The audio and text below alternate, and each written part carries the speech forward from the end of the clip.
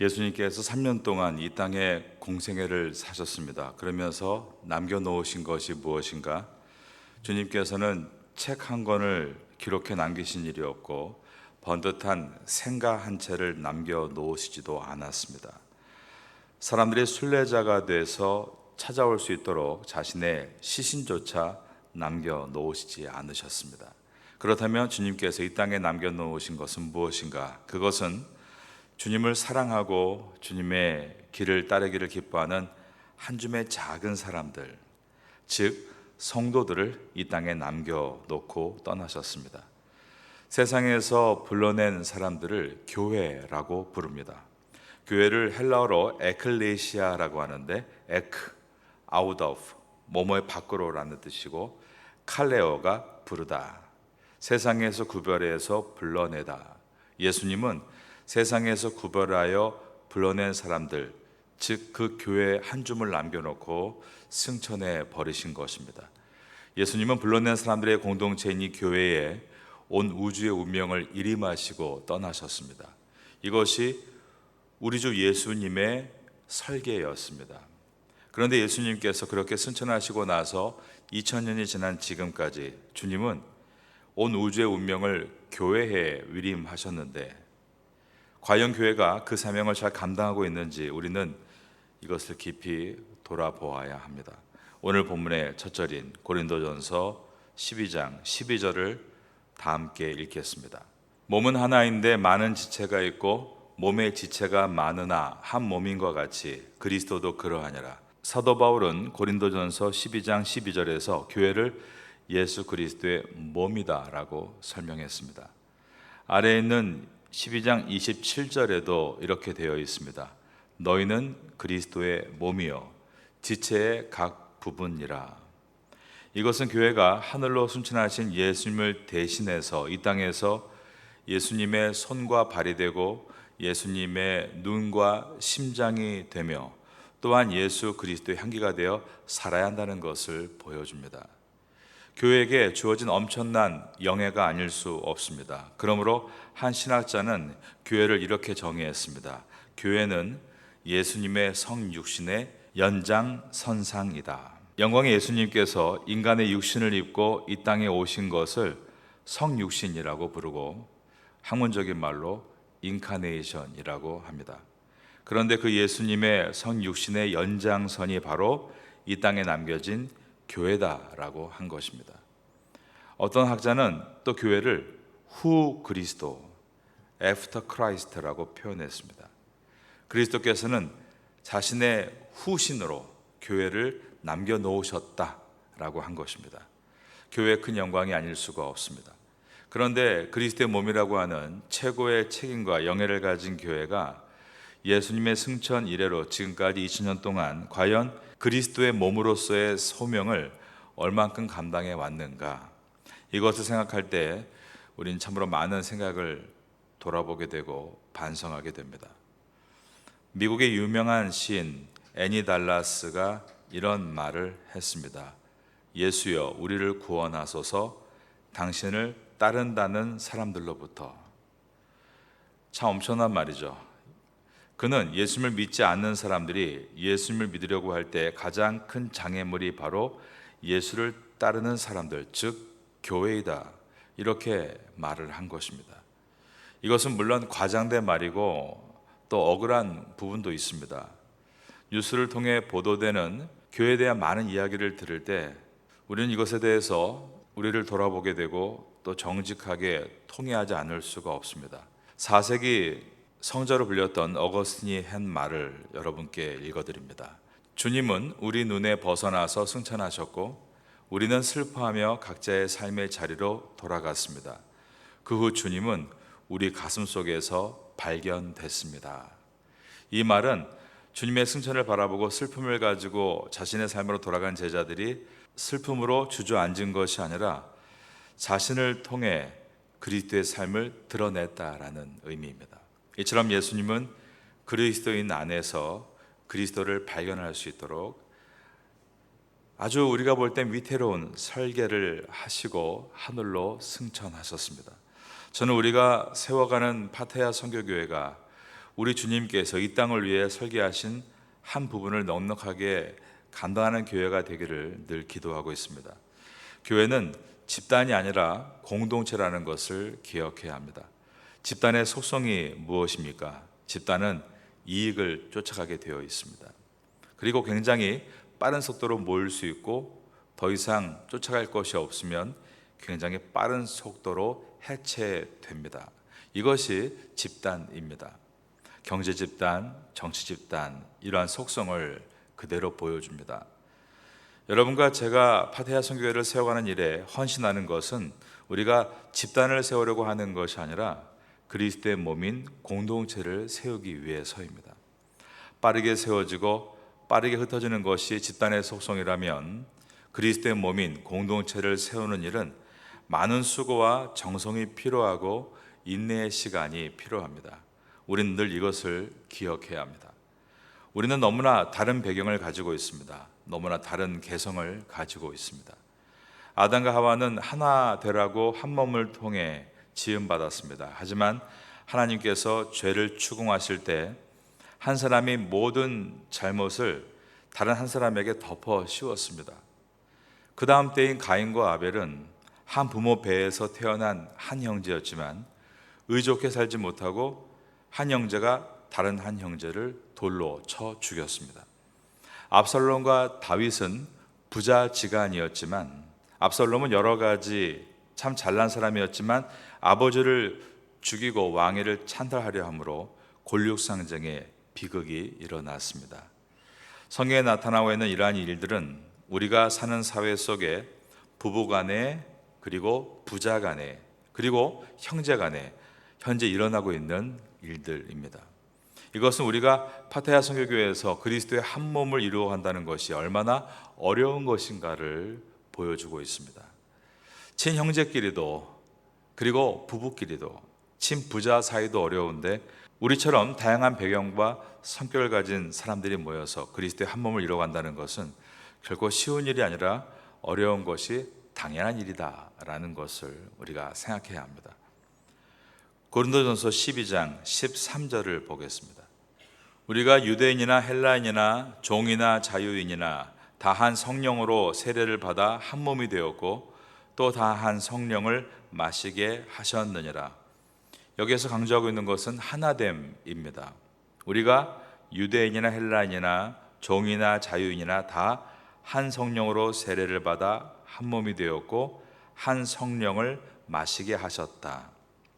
유대인이나 헬라인이라는 인종적인 차별이 예수 그리스도 안에서 한 성령 안에서 무너져야 한다라는 뜻입니다.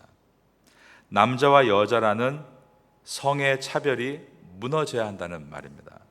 자유인이나 노예나 계층 간의 차별도 무너져야 한다고 한 것입니다. 사도 바울은 오늘 본문에서 두 가지 차별을 얘기합니다. 유대인이나 헬라인이나 인종적인 차별과 종이나 자유인이나 계층적인 차별입니다.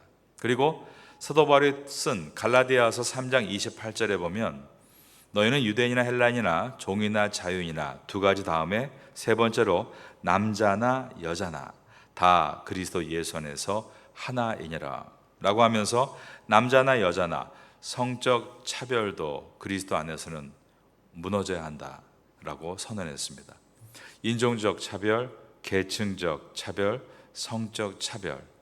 그런데 여러분, 인간이 만들어낸 차별이 단 이 세 가지 뿐이겠습니까? 교회 안에서 이 세 가지만 차별이 있을까요? 이런 차별들 외에 빈부의 차별도 있습니다. 학벌의 차별도 있습니다.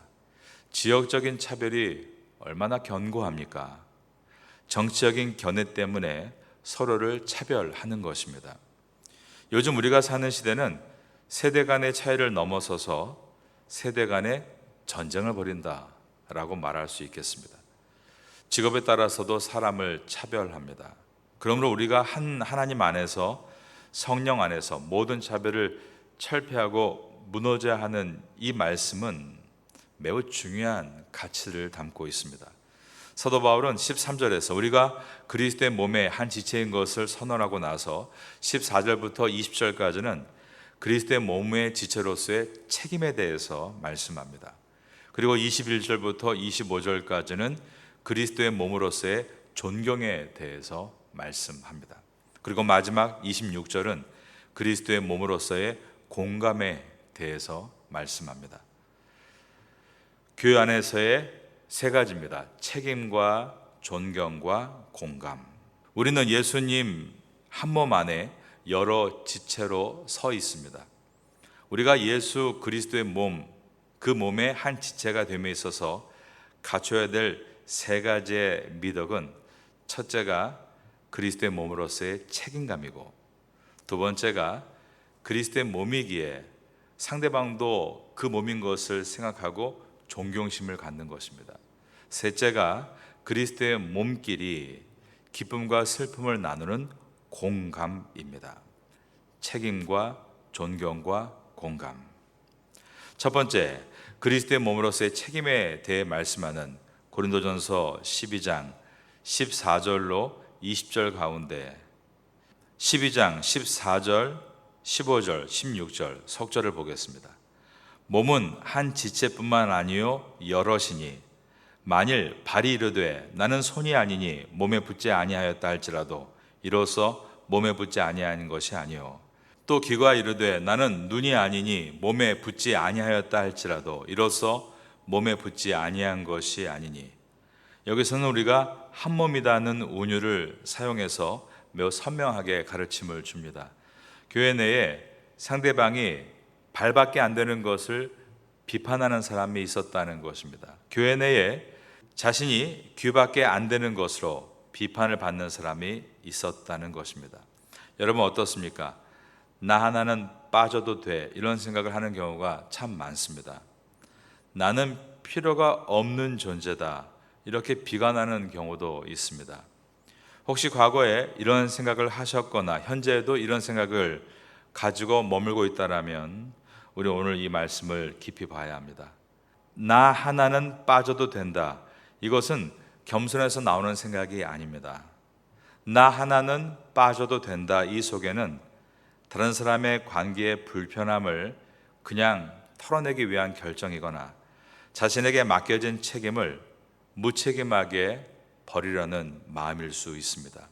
사도 바울은 이렇게 열등의식으로 가득해서 아무 역할도 감당하려 하지 않는 무책임한 고린도 교인들에게 다음과 같이 강하게 말합니다. 17절입니다. 만일 온몸이 눈이면 듣는 곳은 어디며 온몸이 듣는 곳이면 냄새 맡는 곳은 어디냐. 18절과 19절입니다. 그러나 이제 하나님이 원하시는 대로 지체를 각각 몸에 두셨으니 만일 다 한 지체뿐이면 몸은 어디냐.